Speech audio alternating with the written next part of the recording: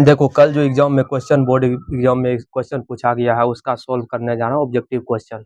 देखो कितना नॉर्मल है, हर वर्ष की भांति इस वर्ष भी नॉर्मल ही क्वेश्चन, नॉर्मल टू मॉडरेट पूछा गया है।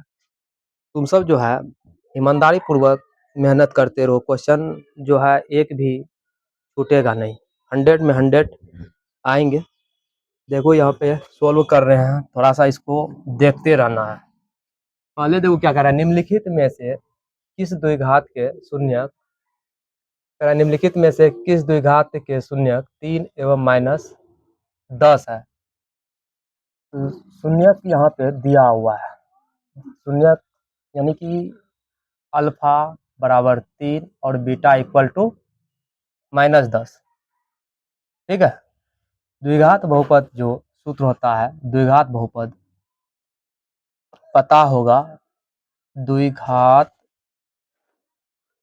बहुपद बराबर x² minus alpha plus beta into x plus alpha into beta. यहाँ देखो x² दिया हुआ है माइनस अल्फा, अल्फा का वैल्यू 3, अल्फा का वैल्यू 3 प्लस बीटा, बीटा का वैल्यू -10, -10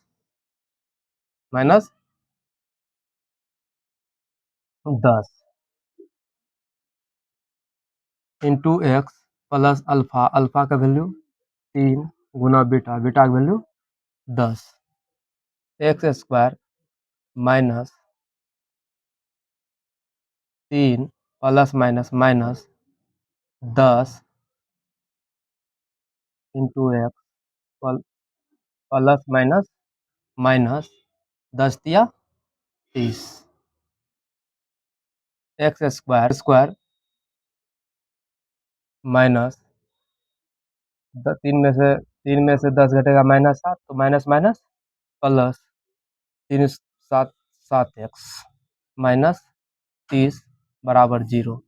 देखेंगे ये किस ऑप्शन में है, x² plus 7x, x² plus 7x, x² plus 7x minus 30, option number A ही क्या है, सही है। ठीक है, समझा। अब देखो देखो फिर आगे क्या है, रोहित है, देखिएगा दूसरा नंबर क्वेश्चन। देखो रोहित क्या कर रहा है, यदि किसी द्विघात बहुपद के शून्यकों का योगफल 3 एवं उनके गुणनफल -2 है तो द्विघात बहुपद ज्ञात कीजिए। क्या कर रहा है, द्विघात बहुपद ज्ञात कीजिए। तो ये तो 1 नंबर हो गया।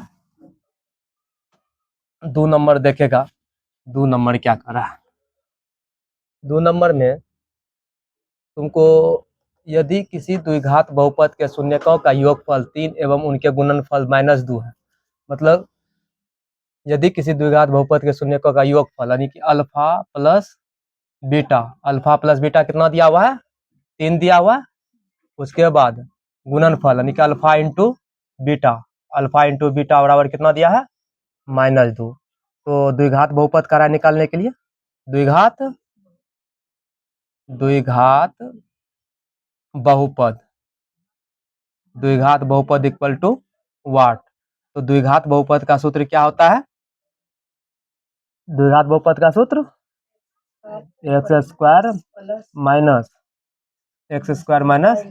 Alpha plus beta into x plus alpha into beta, ये सूत्र होता है।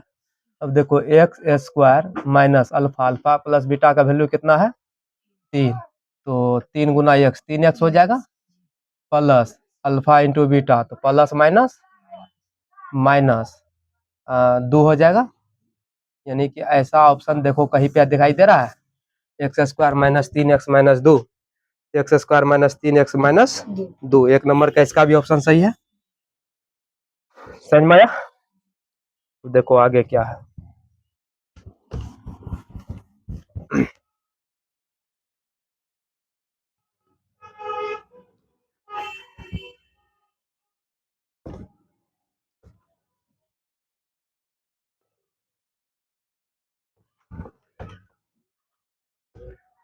देखो तीसरा नंबर का रहा है, यदि पी एक्स बराबर एक्स पर पावर 4 माइनस 2 एक्स पर पावर 3 प्लस 7 एक्स पर पावर 2 माइनस 4 एक्स प्लस 30 को क्यू एक्स बराबर एक्स प्लस 2 से भाग दिया जाता है नहीं, तो भागफल का घात है, भागफल का घात बोला है, भागफल का घात। तो देखो इसको जब सोल्व करेगा तो जैसे क्यू एक्स मतलब क्यू एक्स कितना से भाग देने के बोल रहे हैं, एक्स प्लस 2 से भाग दो, कितना में, यहाँ पे देखो एक्स पे power 4 minus 2 x to the power 3, 2 x to the power 3 plus 17 x square minus four x plus 30 भाग देना है। इसमें भाग देने में क्या करते हैं, पहला को किसी तरह कटाना है, पहला को किसी तरह कटाना है, जैसे भी कटे नहीं।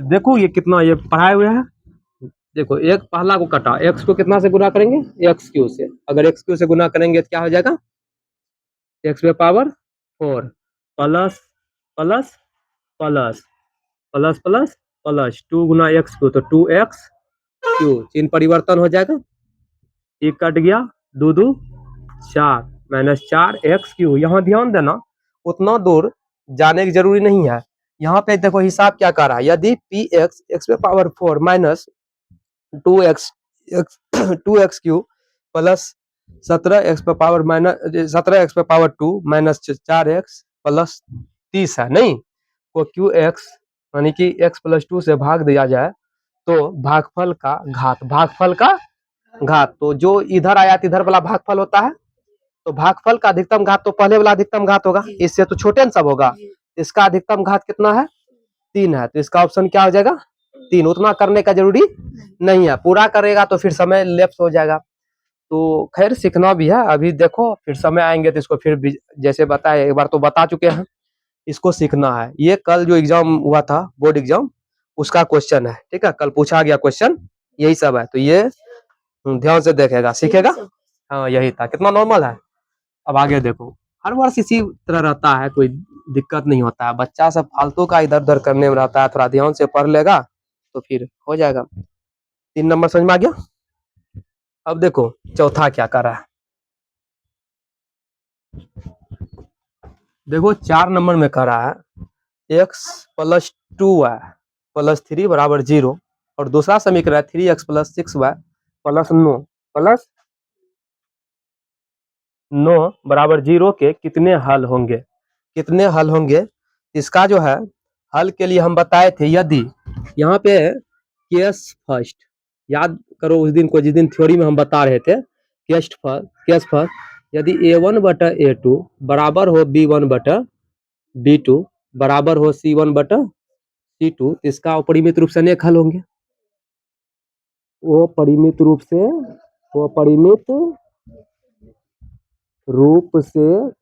अनेक हल होंगे, अनेक हल होंगे। रेखा कैसा होगा, रेखा संपाती होगा, बताए न थे संपाती होंगे, रेखा कैसा होंगे, संपाती होंगे। तो यहाँ पे देखो ये 2 समीकरण दे रखा है, कह रहा है कि कितने हल होंगे नहीं, तो सबसे पहले देखो इसका केस याद भी रखो, केस 2